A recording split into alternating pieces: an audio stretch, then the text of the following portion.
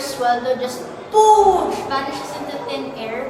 Like, one moment it's there, then the next, pag-uwi ka, wala no. Kinos ka na.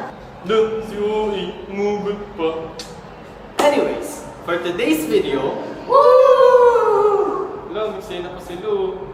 We are talking about the train law. Don't worry guys, hindi to yung train sa LRT.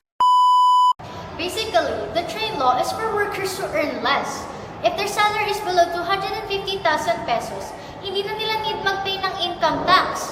Good news, di ba? Good news nga, kaso napamahal naman yung mga bili namin. He's not lying though. Basically, more take-home money means some goods will increase their prices. That is because of excise tax. Let's put it in a way like gaining here, spending here. Balance lang. So instead of letting your extra money just vanish, use it wisely. Invest. Look, sino yun? Huh? Saving accounts earn interest. Kahit konti lang, pero at least may growth, di ba? Keeping your money safe from loss, theft, and risk.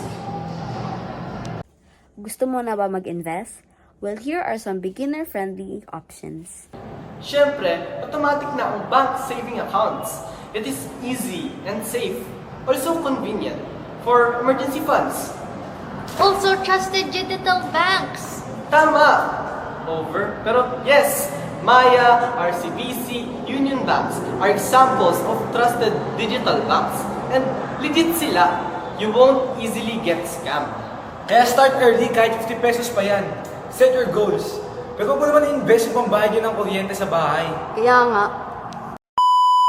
With train law and smart investing, pwede ka maging money-wise. Huwag magpa-scam.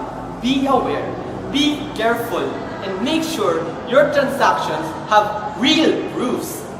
Kaya wag din magpabudol. Hanggang window shopping muna tayo. Kahit sabihin pa nilang money comes back, huwag mo naman ubusin, di ba? Boom! Ay,